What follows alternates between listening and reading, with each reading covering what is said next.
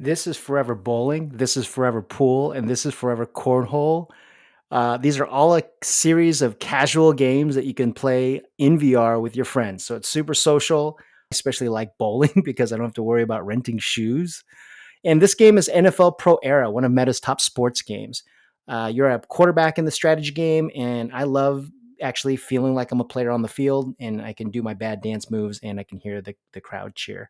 Both of these games or series of games were developed by the help of Mike Pagano Doom. I've known Mike for a long time, and he's been making games at Disney, EA, Zynga. So the guy knows how to make games entertaining. I interviewed Mike on his thoughts on the Apple Vision Pro and what developers new to XR should know when developing for VR. Friends, here's Mike Doom. Hey, what's up, Mike? Nice seeing you, man. Long time. Good to see you, David. How are you? Oh, man, it's been fantastic. Mike, I've known you for over a decade now, and I've seen your journey as a developer and as a founder, working in mobile, working at companies like Disney and Zynga, and then getting into XR. And I remember specifically when you actually co-founded ForeVR. And I also introduced you to some of the executive team at Meta, and I was super excited about your project. So that's enough of me introing you. Why don't you go ahead and give an intro to yourself? Yeah. Hey, everybody. I'm Mike Doom. Been making video games professionally since 2005. I'm a production executive who has been largely at the beginning part of the life cycle of a market. I helped EA, I found development on iPhones, so I helped pioneer that. Worked with Zynga to help them convert from web to free to play, and most recently have been in VR. Been indie the last 10 years and VR for the last five. Founded a company, have a top five selling game apparently, which is wonderful, Awesome. and have been really deep diving in VR for the last 5 years. Yeah, and you had a lot of success at some of the biggest companies in the world making games. What excited you about XR, virtual reality, AR? What guided you to make that transition for yourself? Ever since Lawnmower Man, Ever since Lawnmower Man, I yeah. mean, come on. We as a population have wanted VR from when we even just started figuring it out. What is it, back in the 20s, 30s, 40s? We've really wanted to be in a virtual reality landscape forever. So now it's finally coming to fruition. So we're in Gen 3 of it. I think Gen 1 was the Nintendo. You remember the Virtual Boy? Oh yeah, that was great. And the Power Glove. Zero to headache in like 5 minutes. The tracking wasn't great. There actually wasn't three DOF controllers or 3 degrees of three dimension of controlling, and um, 6 degrees of freedom. six I think degrees of that's what it is. freedom. Or are we 8 degrees of freedom now? I'm forgetting off the top of my head. Yeah, and lots have changed. And now that you see Apple getting into the mix, what's your opinion on that? I am so excited. So excited that Apple is coming into the mix. I was very, very happy when Meta brought down the price point of their first headset to $300, which really brought me into the industry. Helped me raise capital on the hypothesis that $300 will move, as one of the hypotheses. $300 will move a lot of headsets. Now we look at Apple jumping into the fray with a headset that what's the cost? 3,500. $3,500, but it's a dev kit. Yeah. $3,500. So it's really a dev kit. It's, for me, I'm incredibly excited about it because when you look at who who the platforms are from their DNA, Apple has been making OSs and hardware as a vertically integrated unit since day one. So I'm really excited for them to elevate the rest of the other hardware manufacturers and specifically also the OS.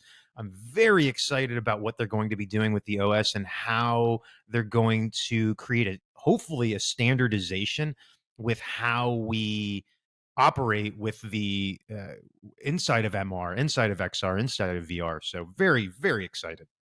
What are you most excited about, considering that it's a dev kit? I was super pumped just because it's been years and the rumors have been circulating when Apple was going to get into XR. But at the same time, I was a little underwhelmed considering that, first of all, they're only supporting Unity at the box, and then some of the projects that they've shown, they had What the Golf. I don't know if you. Love What the Golf. It's a cool game on iPhone. Same with What the Car on iPhone. Really good game. Oh, Okay, well, with What the Golf, it makes sense to have like golf courses like now materialized, augmented in your room, but of course it kind of sets precedence like, hey, we're supporting Unity, so like we're not going to go as like, I guess, really, elevated shaders and quality of graphics of Unreal, and then showing What the Golf, which is a cool game, but at the same time you're like, okay, you're already kind of painting the picture of what the confounds would be. Do you agree with that, or you're like, there's a lot more that we just don't know?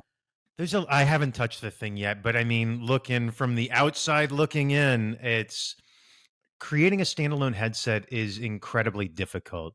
The power that's required to do what you need to do to render at a minimum of 72 FPS is insane.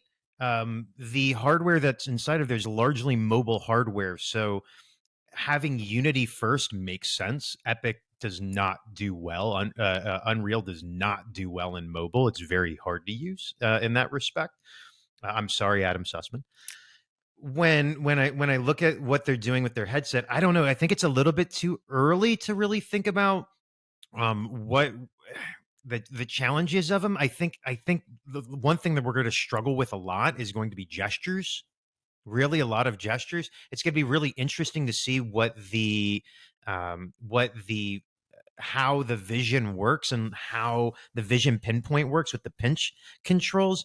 They're going to be running into a lot of challenges as they enter into this market where Meta has solved a lot of that stuff already, which is really interesting, such as how do gestures work, what happens when you have occlusion, what happens when hands are different sizes, what happens when hands are different shades of colors, what happens when you're wearing a shirt that's a little bit too long, what happens when you're wearing a flowy outfit. So it's going to be really interesting to see Apple come through and solve a lot of these challenges that we've been seeing that Meta's solved in some degree, and PlayStation solved in some degree. So it's going to be interesting to see what Apple throws down inside of this hardware. Yeah, I think what you mentioned concerning controllers is something really interesting to discuss, considering that most people were expecting Apple to kind of unveil, something unique. Input with hands. Wow. If you talk about Apple and for them understanding a mainstream audience, hands versus controllers, hands wins all the time. I mean, everybody natural. wants that. Everybody wants that, right? And I have some experience at working at Leap Motion. All those things you mentioned, occlusion, different shades that may not register, that also causes bad experience. But I think Apple, from the actually testimonials, they got that right, considering that they're having small, minute gestures, capturing that. But at the same time, what type of gaming experiences can you expect from that? Because you can't be flailing your arms around. Like one thing I learned at Leap Motion. Yeah, go ahead. Oh, I was going to say, here's not to cut you off. I was just getting excited. You can kind of see me moving around in the seat. We created one of the very first hands-only games, Forever Darts. Forever Darts you can use exclusively with your hands and with high precision. I was very, very proud about that. But what you come to find is it's still pretty new technology and pretty challenging, not just from a input resolution perspective, but also from a design perspective. When you think about what is it for you to interact inside of a system, how do you pick up a dart? How do you touch something? What happens when there's no feedback for the user to understand, force feedback, right? Tactile feedback for them to know that they pushed a button, did the correct action, did the wrong action. It's actually quite challenging from a UX perspective, a user experience perspective, designing for that.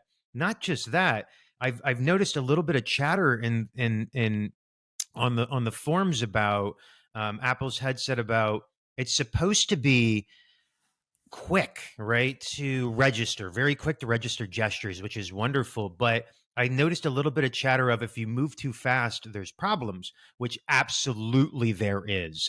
So when we did darts, when you throw a dart, you have to throw your hand really quick. We had to train the user to slow down their hand. So you have to start training the user to work inside of the affordances of the system's hardware. So it's not just the speed of it. It's also the angle by which it's going to be at. So when you're looking down at your hands, when you have an occlusion of one hand or the other, how does it know, am I still pinching? Am I not still pinching? What happens when you have a game or an application where I need to bring my hand behind my head, right? Example, football, bowling. How do you create gameplay where you don't have tracking behind your head? Meta's solved that by bringing in a controller that has awareness, right, with the Meta Pro headset. But it's going to be, as a game developer, really challenging to create the specific types of games, and dare I say limiting, to create specific type of games, because you have to think, now I have to go, okay, well, I have a view frustum and then probably a detection frustum of, okay, where are my hands at? What are they doing? And how does that interact with the game? So it's going to really put, it's really going to put what we're going to design in games into a little bit of a box. I think you're spot on. In terms of that box and what you expect from a higher quality array of cameras, what type of gameplay do you think that's going to be unique regarding Apple's new headset? That's a really good question. And I have been scratching my head at what this device is going to do differently than the Quest Pro, than all of the other AR and VR headsets out there. I think not necessarily from a hardware perspective, it's going to be different. I think from a software level, it's going to be different. I think that they're going to provide a specific SDK to design certain games, just like they do on iOS, just like they do on the watch, that are going to lend themselves to the control scheme that they start out with, right? So when you think about that, that's going to be, they're going, I imagine they're probably going to push on how do we use vision in a pinch, and then the a pinch, reverse pinch, double pinch. They had a few on their human interface design guidelines on the specific types of interactions that they're looking for. So I think we're going to start to make games that are essentially in front of you, hands are in vision, with your eyes doing something. So I think that can be, casual games will lend themselves over to it really, really well. So think, okay, I'm playing like a 2D screen, right? There's gonna be a lot of, I think 2D, I think there's gonna be a lot of 2.5D type games. They're gonna be right in front of your face. That'll be really easy for your eyes to kind of, I think like match threes are probably gonna be really easy to do. Um, uh, I don't think racers are going to be a big thing. I don't think FPSs are going to be a big thing, because if we classically go look at Apple and what they've made in the past, for all of their hardware and software, it's not hardcore. It's not hardcore at all. They're always mass market. So they're probably going to be going. I relate it to friends. I relate it to friends in the console industry where Nintendo doesn't directly compete with Sony and Microsoft. And I think that's what's going to happen with Apple and Meta. It's feeling like Meta's the Microsoft and Apple is Apple, right? And they're going to be creating an experience that's just going to work for their sphere with how their users interact inside of that headset.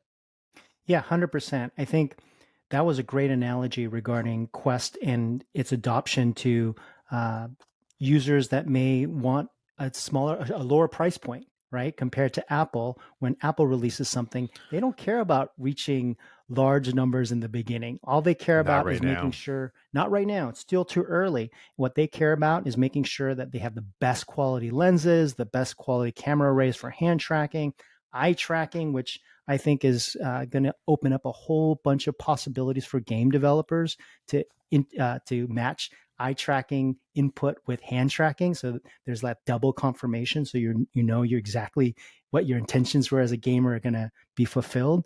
Agreed. Um, in terms of the Apple guidelines, the human interface guidelines, Apple does a great job of like putting some framework around how developers should think about their users with the human intention in mind. And Hmm. now they're doing it with Vision OS. Give me your thoughts on that. I love that they're doing that, and I had a chance to read through the documentation. And I'm really impressed with how savvy it is. And go figure, from a design first company, of course they're going to do it well. When I look at it, it's one of the biggest challenges that I have faced as a developer is designing for humans. When I say humans, you would think that an interaction would be the same between all humans, like it is like with the touch on an iPhone. Oh no, it is not. How you throw something, how you move your arm, due to is all different every time that you do it. Every time that you do it. So there's a gigantic challenge for us as developers to create accessible interactions. And that's one of the things that Apple is really pushing on initially, which I think is the right move. For example, when you think about users, how do they play? Do they play standing or seated? What we found over the years is most people play seated. Are they able to turn their chair? Most of the time, not. They're usually sitting down in a relaxed position, which I like to call relaxed seated play. And so we have to support not just relaxed seated play, but prone seated play in a chair, full room scale, right, where I'm standing, small room scale where I'm standing but in a constrained area. So, and how everybody interacts is just slightly different. So I'm really impressed with Apple thinking about that, thinking about the user first, because that's going to be the most important thing. That's going to be the most important thing for you designing for this new interface. So I'm really excited with how Apple is approaching it. It's 2023, and Apple's entry into the market is going to make waves in terms of how we interact with games, and we discussed some of that. But what do you think is going to be very different from Apple's perspective of shaping the VR industry? Well, hopefully they lift the industry up, and attract more interest. Of course, we always want more players inside of here. Meta's done a fantastic job about bringing more players into this sphere. Same with Sony. I love that everybody's working together to help prove that XR and VR and MR is a thing. The thing I'm most excited about, and it's going to be a little bit weird, the thing I'm most excited about is them actually making a wonderful OS. When I look at Meta, they do an excellent job with creating new features really fast, but it's a pretty unstable platform with four different variants that are out there all the time.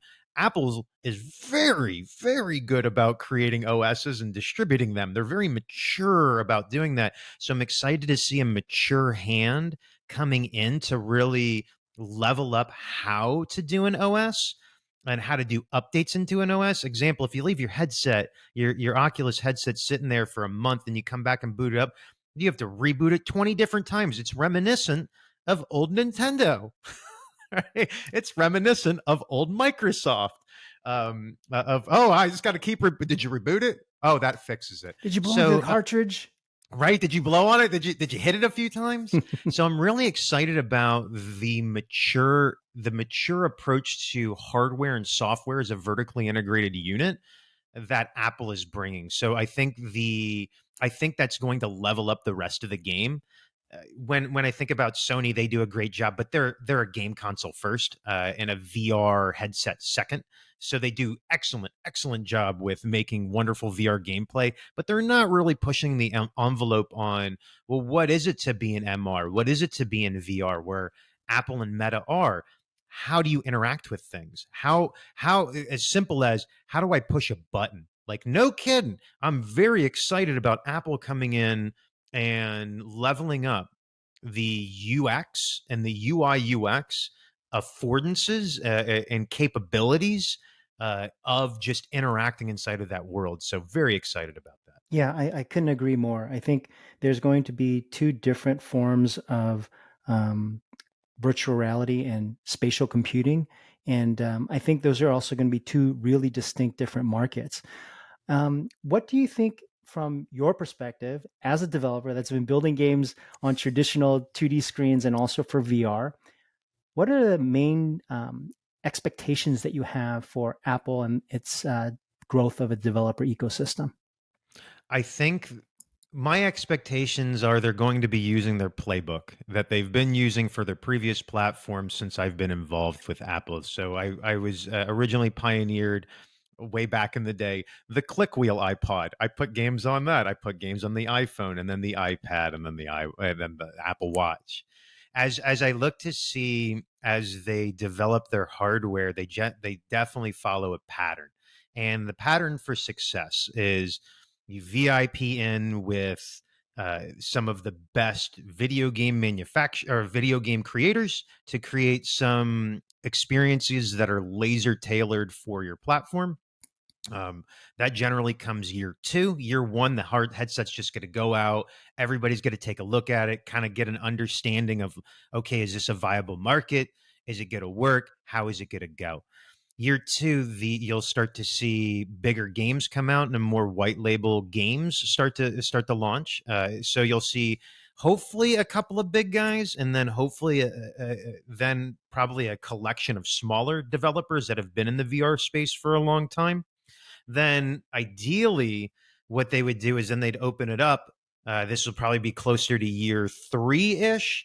Open it up to a larger mass market after they've kind of proofed it with some of the bigger players inside of the game, got it easier and easier to use. So notice that kind of 3 year, that 3 year that 3 year cycle to really start pushing this into mass market.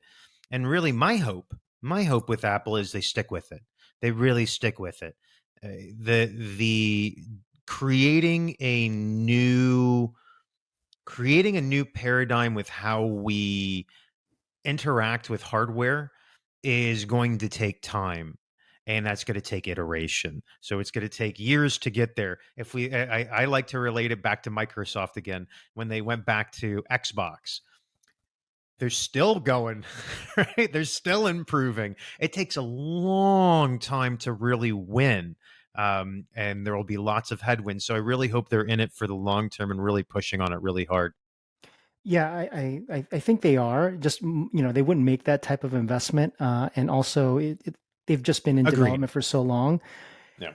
But you touched on a couple of things that are pretty interesting in terms of what content might be. You've been focusing so much on social. You've actually brought mainstream experiences in VR from bowling to darts, and it's very Yep. social. And I think that's what Meta's approach is as well. I mean, Zuck has made that statement internally that they're two different types of audiences that they're trying to attract, and Meta's always been focused on social. And you've Mm-hmm. always focused on social and working on social games, even for Zynga. What Yep. do you think social looks like in the Apple headset, considering that the price point is very high, so it's not going to have a huge audience from the get go? But what do you think social plays in terms of what Apple may bring? Yeah, I think it's going to be a bit slow to get there because they're also really focused on privacy. And I think specifically with this headset, where you're getting so much biometric data of how you operate, they're gonna be very careful with that. Whereas Meta is not. They're very much in the social. But when we take a step back and we look at the VR consumer of who they are and what I've seen over the last few years, two different types of consumer. You have the always online social consumer, which is not the majority of the audience. This consumer is generally younger, which makes sense why Meta has pushed the age gate down to 10, because I've seen younger kids even inside of Rec They're Room, all in Rec inside Room. of Yeah. multi like inside. So I worked on or I am part of Status Pro, the NFL VR video game. So NFL Pro Era, which is a top five game. Huzzah! The what we there's a lot of younger kids inside of there, so who are very social, who are online all the time, that look at this platform more as a connect with friends from anywhere in a public pool in a playground type scenario where we just give them the tools to play, and they have a sandbox arena to go back and play. I've seen that successful in a few different places. You go look at gym class, you go look at Rec Room, and you go look at the similar type products. There's a very specific demographic that loves that. Usually younger. It does go older. There are a few older folks that of our age, was it 40s, 50s, 35? That was it 35 plus, that are online all the time. But it is the minority, and really the majority of users are more like console, right? Much more like console. Those are your teenagers plus, largely male, that are into hardcore games, first person shooters, right? That is our biggest and best genre inside of Meta. One-time downloads make the most money, from what I've seen. So when I think about the consumer and the approach of each one of the different platforms, I know they're saying a lot about, like social and not social and one-time down and to single player experiences. The reality is you got to do both, right? So though they're going to put a lot of lip service to, like Meta's doing a lot of lip services to doing more social, they are going to push on that heavily and give you the tools for it, which is great. So you can do it more there. But really, you're going to be making most of your money doing single player games, which is ridiculous. Um, uh, and then, by and large, there are a whole bunch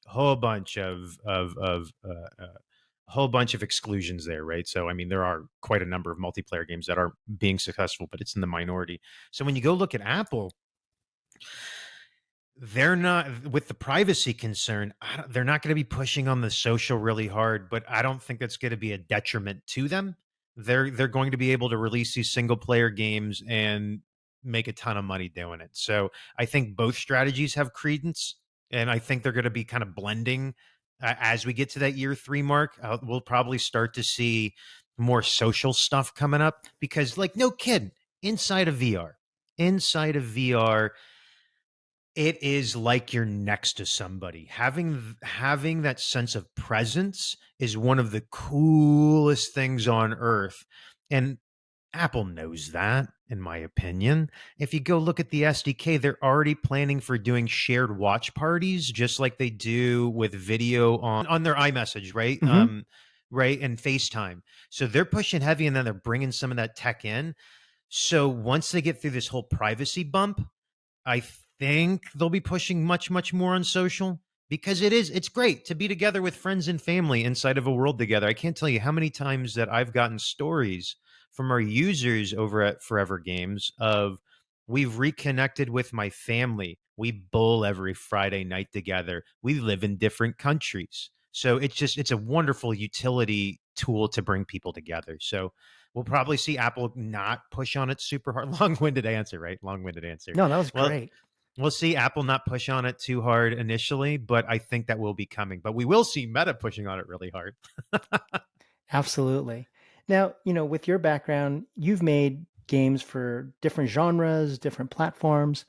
What do you think are the opportunities for, let's say you're a new game developer interested now in XR, considering Apple's new announcement? What are some of the opportunities and challenges for developers to go into VR today?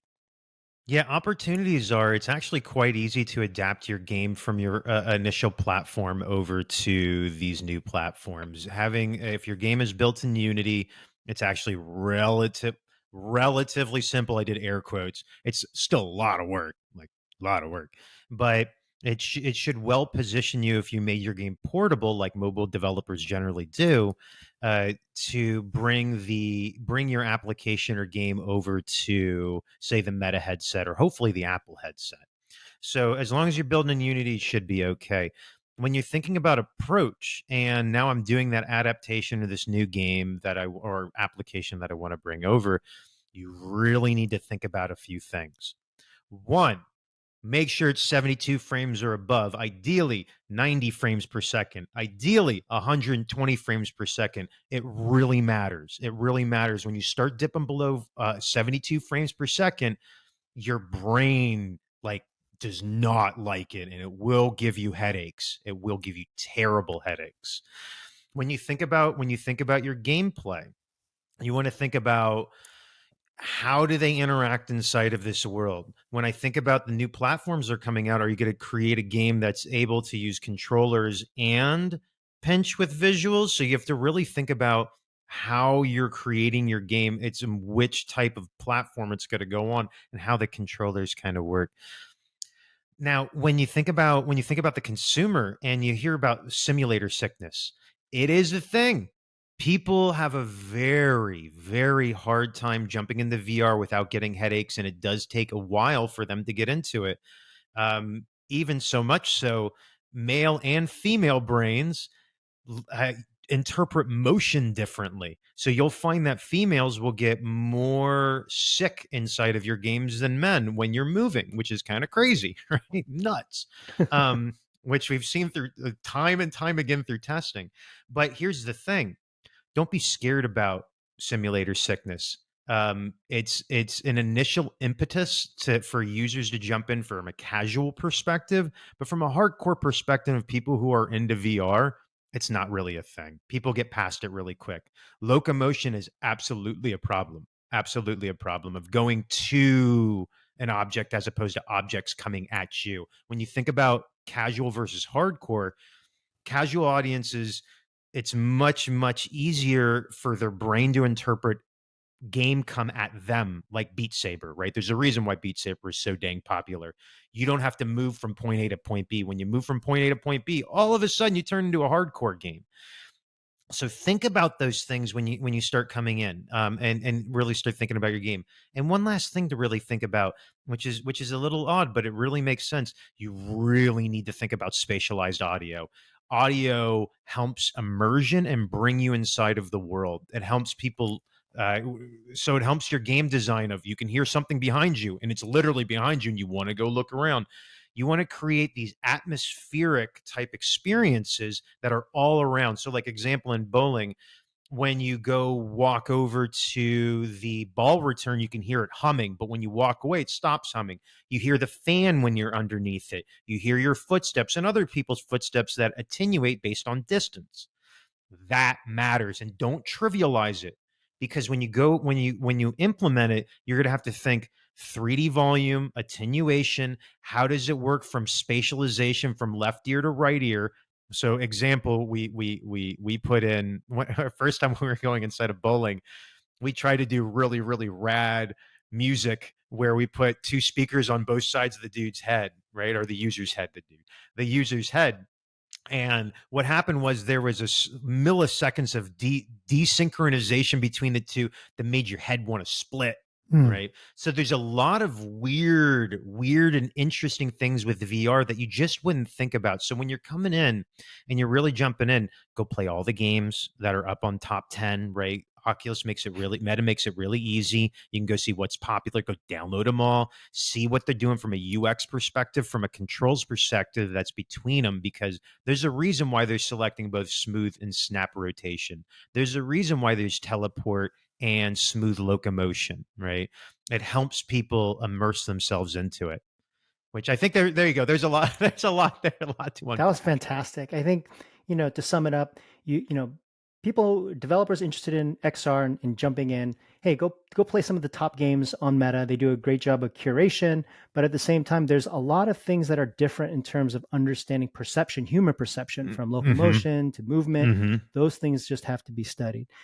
In terms of the industry as a whole, how do you think cross-platform between Meta and Apple? Do you think that would ever happen, or are we not really going to live in a metaverse that's going to be open for all? What's I June's really hope opinion? so. I mean, I think it's silly if they don't do that. Like, we're in my opinion of one. I think we're in a world where cross-platform is just a must. When I play, when my friends play, when kids play, the headset is just a medium to get to the content. It shouldn't matter if it's a 2D screen, a 3D, a smoke signals, right? People need to be able to get connected together regardless of the headset if the game supports it. So I think crossplay is a must from every game here on forward. I agree, but then again, there's games on Sony or on Microsoft or Nintendo. We're still not at the state of cross-platform, even with 2D games. So, what would be different Agreed. in 3D or for in VR and XR? Um, do you think the real metaverse? What's your first of all? What's your definition of the metaverse? Ah, metaverse. I think it's a silly term that people are inventing to try to get an idea of what XR and VR is, and everybody thinks snow crash. Everybody thinks, yeah, a lot of snow crash. In my opinion, the metaverse is the internet, right? It's already kind of there, which is has standardized protocols where it has that is uncontrolled by anyone, that has 3D worlds of that have slight interoperability between each other. You're able to do everything in your life on the internet. So to me, the internet's kind of metaverse. But what people expect today of what the metaverse is supposed to be, to them, from what I've read from the Matthew Ball book and everybody's idea of having this shared 3D space that people are going into, or 3D spaces that interoperable between each other. Yeah, awesome. I can't wait. It's going to be super fun. I hopefully it'll happen. I think the problem that we're going to that we're running into is, everything's developed differently completely, even if it's on the same engine. How do you have the protocols to be able to share, right? Just like a bit of information. That means they have to work together if there isn't standardized protocol. So I think it's going to take a long time for us to get there, right? And I hypothesis is we're probably just going to be using the internet as that, and people are going to realize it. But that's cyberspace. Yeah, That's a metaverse, I in my have a opinion. theory. I agree. I mean, you're never going to get overcome licensing issues. As long as that we have civilization, we're going to have laws and we're going to have ownership. So I Oh don't think yeah. there's going to be a lot of crossovers unless they're regulated or at least approved. And that's why you see like, Or if it shows the money for everybody involved, yeah, or benefits and KPIs, right? that's right. Positive That's right. KPIs. And that's why you see like Nintendo partnerships with Ubisoft characters, Capcom Yeah. characters with, other platforms like Microsoft and Sony. I think what you did say was really interesting, and I do agree that we have the internet today. We have cyberspace, and you can jump into any experience if you want. But there are going to be lanes that you have to stay in.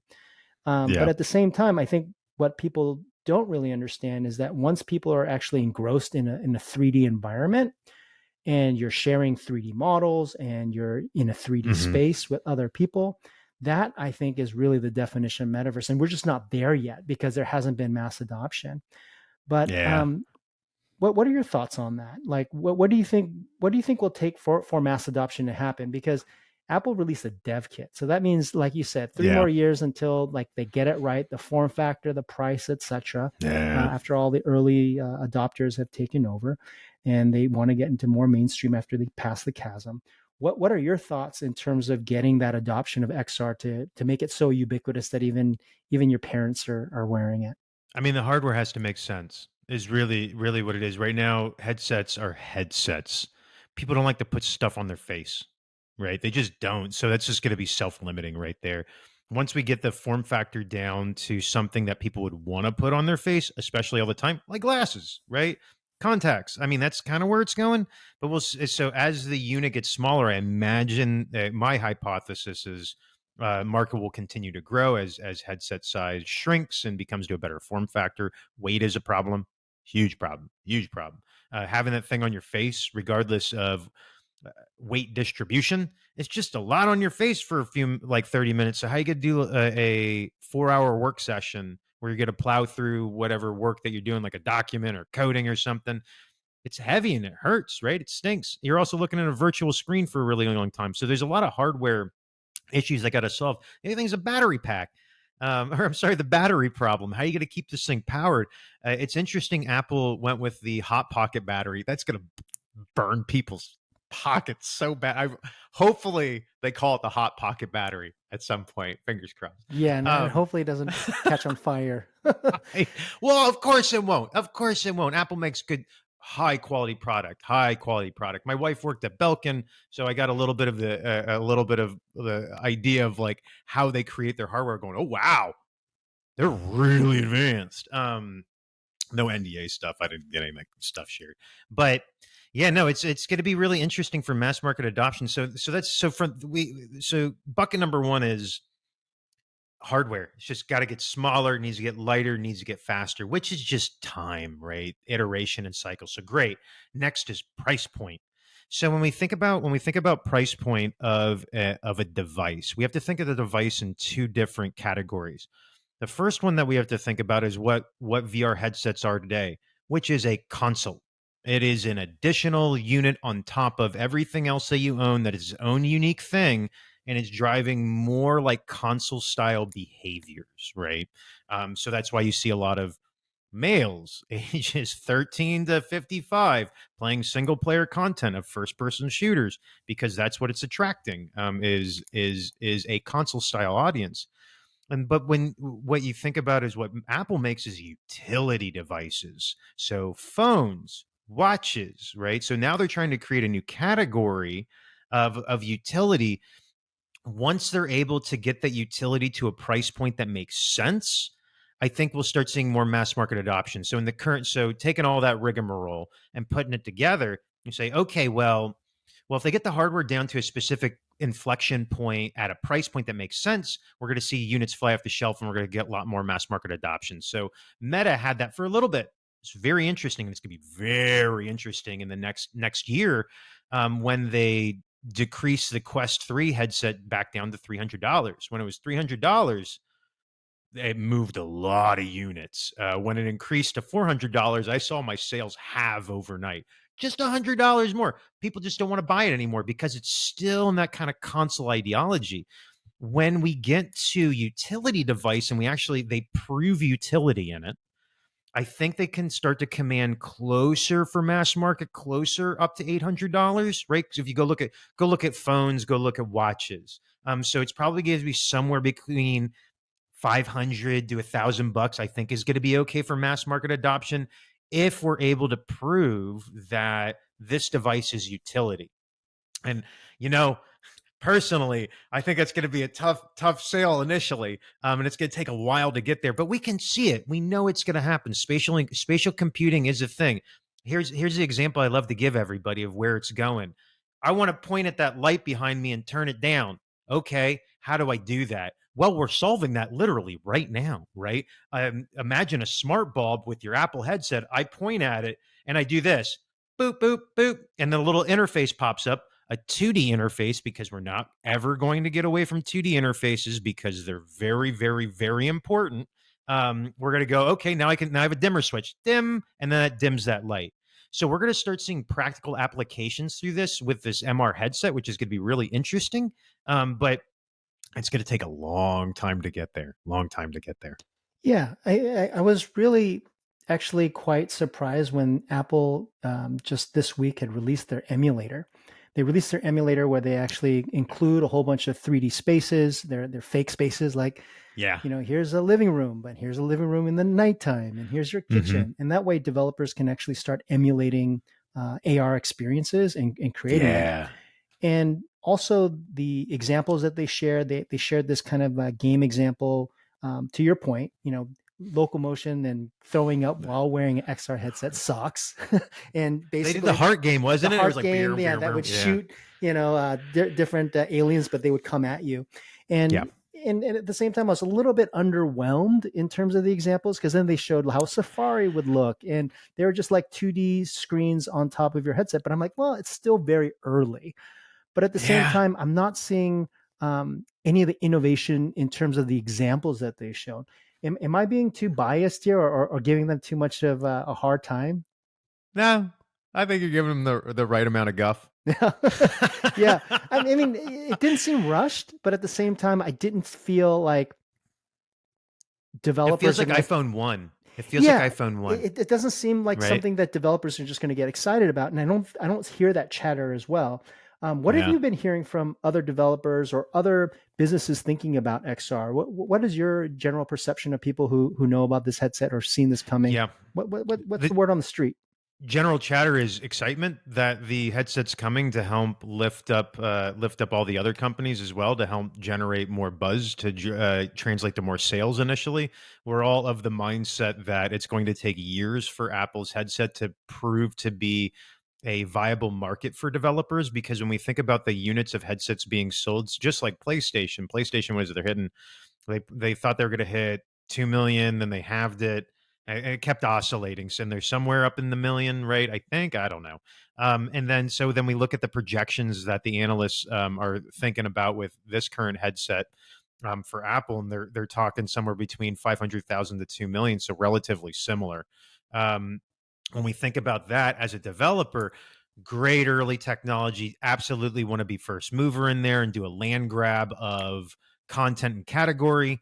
And so we'll see that. But in terms of revenue, we're all our chatter is, well, we're going to be sticking with Meta for the next, I don't know, 3 years until there's enough headset adoption where it makes sense for us to go full bore into it. I think what we'll see is in the next a year or two is it'll be another headset that will be supported. Some developers will use that as their lead device. Others will use it just as an adaptation of their existing. So it'll look more like the fragmented mobile market where we have multiple different competitors. So Sony, Apple, Meta, PC. So we're gonna have those four, and that's what we're gonna be developing on. So that's the chatter that I've been hearing for the most part. Like excited that it's going to push the industry forward, and then pragmatic that, well, near term sales are going to be on the other platforms for the next few years, so better be betting there as well.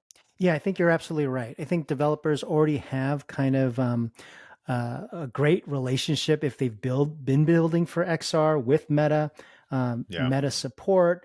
I mean, the documentation and the developer support is somewhat matured. What can Mr. Tim Cook learn from Doom regarding the pros and cons, or the tribulations that you experienced developing for Meta that Apple Okay. should learn from?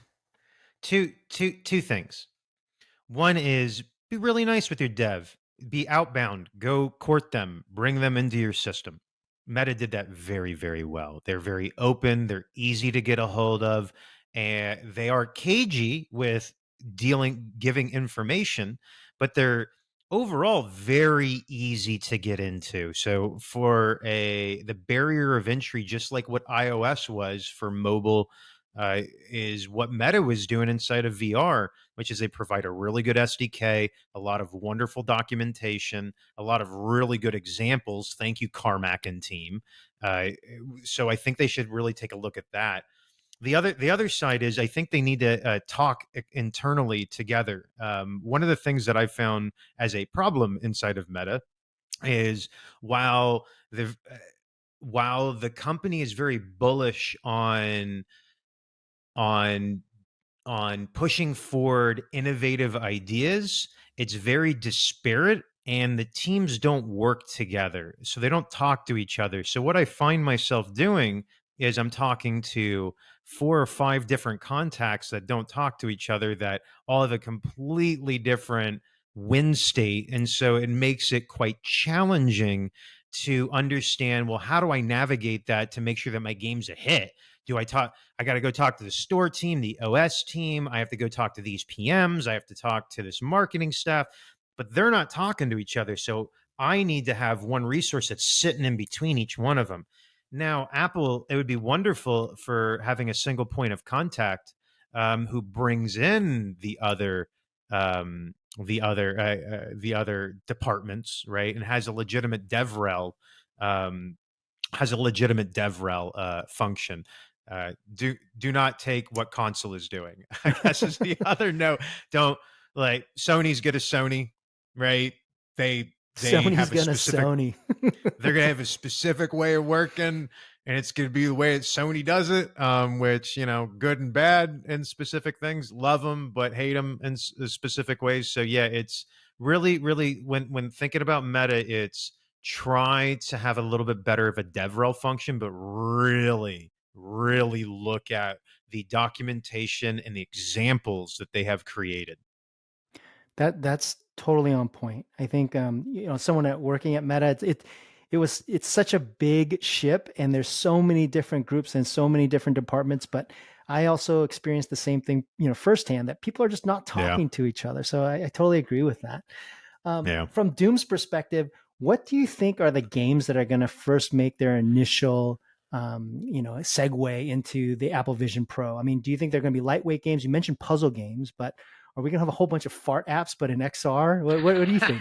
What's Dune's predictions? I think didn't we see? Was it Rec Room was one of the apps that was Mm-hmm. featured on Yep. one of their videos? So Rec Room's absolutely coming. Who Which knows is if it's going to be social, 3D? right? And Well, it's that's social. The thing that I don't know is how is so they said they're going to be supporting Unity, but how good, right? How can I push the device? It takes a lot of work to be able to hit that 72 frames per second and making the world look really good, and having gameplay associated to it. So it's going to be uh, uh, it's going to be interesting to say the least. yeah. Well, I mean, you mentioned Rec Room, right? So that's a social So game. I think Rec Room is a big one. I think what we're gonna probably see initially. I think wasn't there a partnership also announced with Xbox? I thought there was. Maybe I was wrong. Regarding what, But like access to their controller or being able access to? to their content and Huh, bringing it in interesting. a 2D screen. So I think they're going to do a big push on 2D first, and I bet you they're going to pair a controller to the headset with Bluetooth, probably. Yeah, So I they've think they're going to announced push that. pretty Yeah. hard there. Hmm. Um, I doubt that I'll see, and just thinking about Apple and who they are and how they do their walled garden. They're much more of a mass market, so I think they're going to be pushing harder on games that you've seen. And this is me just speculation because I'm not talking to them about this stuff, by the way. Um, I think it's going to be more casual style games, so more of your temple runs, more of your match threes, more puzzle solving, and more gameplay that comes at you and seated play as opposed to first person shooters, racing games. I think they're going to push more of the hardcore style games over to Meta, over to Sony, just like let's bring it back to just like when Apple was Apple and Microsoft was Microsoft. Do you Yeah, remember when Bill Gates came out? It was Windows 98? It was 95 or 98. He came out as the dude from Doom, right? As the keynote thing to rope gamers in. So it feels like Meta's doing the gamer first strategy, which I love. And Apple's going after more of the application utility. And so games are a bit of an afterthought, but they can't stay away because we're going to generate all the money for them, all the money. yeah, So I it's agree with it's that. going to come like a train. Yeah, I totally agree with that. I mean, look at, just in terms of Mac's personal computers, they still don't support games that you want to play They've today gotten a lot better though. I don't know if you've dipped in recently. through like what parallel through it to. No, the stores actually like they've been doing native support. I think thank you Unity, thank you Unreal for just like making Mac a platform. So it's kind of push button and then you got to do some testing on it. But it's relatively easy to decrease the cost of porting and adapting games from your PC to Mac. But the problem is how many Macs actually gotta That's have right. a chipset of a GPU that can actually That's right. push something real good. Hmm. And you don't find that too often. So you don't see them in MacBooks, which are the most popular, right? But you do see it in their mobile chipsets, and you do see it with their iPhones. So it's going to be interesting to see where they go with this one. If they really start, but I think they're going to go much more casual, much more simple, much more mass market. So closer to Nintendo than like a Sony or Microsoft. Yeah, totally agree with that. I mean, look at Apple TV. They did a big push for supporting games, but they're Oh not yeah, I think Apple console type Arcade's in it. games. Pretty Yeah, sure Apple Arcade's in it. yeah, cool. Yeah. In terms of your experience now, you've experienced developing for multiple platforms, working at different game publishers. What do you think would be really advantageous for Apple to really hit home and attract the best game developers in the world? Budgets. Funding, yeah. Funding, man. I mean, that's all what it comes down to. Us video gamers, we like to have runway so we can experiment and create cool stuff. I think that's really what it's going to come down to. But I think they're going to need to put a lot of time to how to develop games inside of their sphere, and partnering with. Going back to my previous comments, I think they need to partner with big publishers, big developers, and devs who are interested in creating content unique for their platform, and then hopefully working with a bit smaller devs and then ultimately the community. So I think that's the path forward to win. Yeah, and I think it's going to be challenging considering that I don't see in their horizon supporting Epic as they do Unity, just because lawsuits and stuff. That was my read into it too. When I saw the Unity thing pop up, the very first thing I thought to myself was, well, I guess that's what happens when you get in a lawsuit with Epic. I guess they're not going to be supporting that. Whoops. But I mean, pragmatically, it's when we think about a I do love Epic and I do love their SDK and I think it's wonderful. I think it's wonderful, but it's console first, not mobile first, and so Unity is basically mobile first. So that's the right that's the right technology to really harness the power of these headsets that are basically mobile chipsets. Hmm. That's right. In terms of your experience now, being in the space, experienced in XR, besides the understanding of local motion and human perception, in terms of increasing quality of gameplay, what should developers thinking about XR focus on? Mm. Well, I mean, they should really focus on the It's just like every other platform. So we need to focus on the second to second gameplay and make sure that it works really really well. So as I said before, if 72 frames per second is mandatory. Really think about your core loop and how your users are using the system. When thinking about what the capabilities are of the headset, if you're using hands first, how does that work? If you're using eyes and hands, how does that work? Or and if you're using controllers, how does that work? And if you have a cross platform game, how do they work against each other or with each other in a collaborative or competitive style gameplay? So, really, really think about the affordances that your game and the hardware combined can deliver on. Yeah, and totally agree on all those points that we talked about earlier. Um, what do you want to see? What does Doom want to see on day one? What kind of games do you want to play on Apple Vision Pro? I went two games. I went community pool scenarios where I can go into sandbox style worlds, like Rec Room, like Horizons, where it's user created content that is just basically our metaverse, VR chat, things like that. Would really love to see that, and then want to see really, really, really good single player gameplay that has a lot of depth that make me want to put the headset on and pull the headset back on my head again and again and again. So really thinking about games that are not just a novelty, that are legitimately fun to go back and play, that have depth. So things that are 8 to 16 hour experiences that make me feel that I'm in that world, right? Alex is a great version of that. That's right. Um, right. So for me personally, I want to see more like better single player games with depth. And then in social, I really want to see worlds where people can kind of connect in with each other, and have fun together as a community. That's cool. In terms of any final thoughts on and expectations for VR developers and regarding Apple's specific entrance into the market, do you have any final thoughts that you'd like to share? Yeah. I was giving Apple a hard time when I first gave a GDC speech about when we were first figuring out how touch worked. And one of the things I knocked them on was, why do you put text below your buttons? When you put your finger over the button, you can't see the text, so you don't know you're tapping anymore. And I just noticed they did the same thing inside of inside of their OS Mm-hmm. as well. Yep. Guys, think about your user. Text above. What is the text going to be? So when your finger occludes, well, I guess your eyes are going to be looking at it, but when you're going into touch, just occlusion, man. Really think about occlusion of what the user is going to see when their hands and everything are moving around. Mm-hmm. Um, I, but ultimately, David, I'm really excited. I'm really excited about what Apple's bringing. I hope that it's going to lift up the market even more.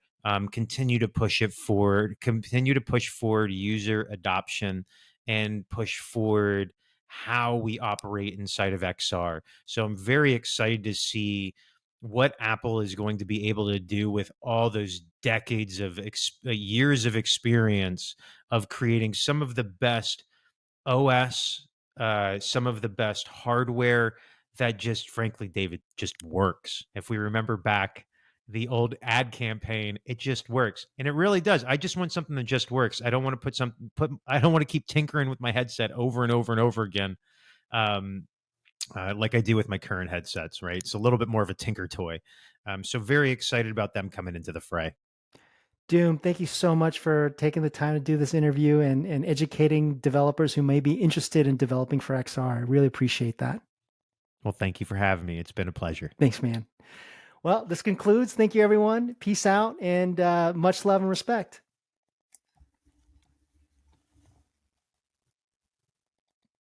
Play on Apple Vision Pro.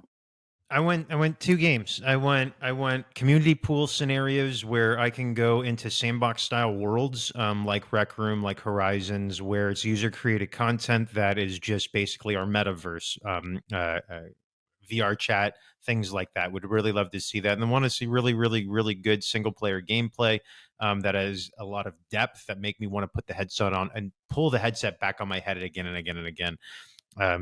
So really thinking about games that are not just a novelty, that are legitimately fun to go back and play, that have depth.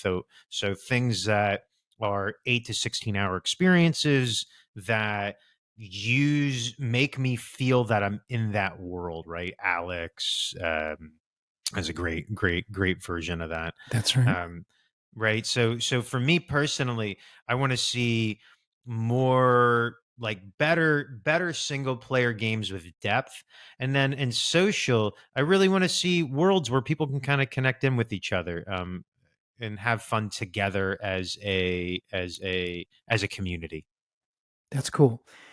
In terms of any final thoughts on and expectations for VR developers and regarding Apple's specific entrance into the market, do you have any final thoughts that you'd like to share? Yeah.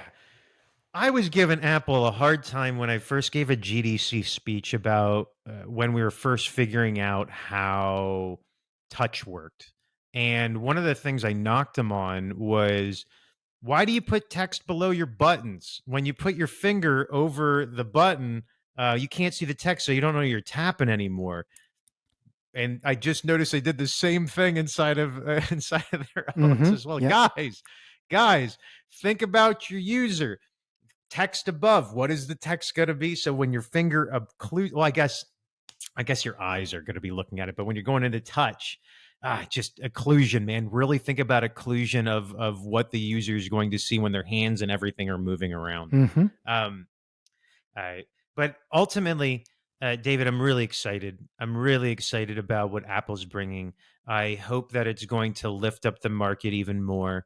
Continue to push it forward. Continue to push forward user adoption and push forward how we operate inside of XR. So I'm very excited to see what Apple is going to be able to do with all those decades of years of experience of creating some of the best OS, some of the best hardware that just frankly, David, just works. If we remember back the old ad campaign, it just works. And it really does. I just want something that just works. I don't want to I don't want to keep tinkering with my headset over and over and over again. Um, like I do with my current headsets, right? It's a little bit more of a tinker toy. So very excited about them coming into the fray. Doom, thank you so much for taking the time to do this interview and educating developers who may be interested in developing for XR. I really appreciate that. Well, thank you for having me. It's been a pleasure. Thanks, man. Well, this concludes. Thank you, everyone. Peace out and much love and respect.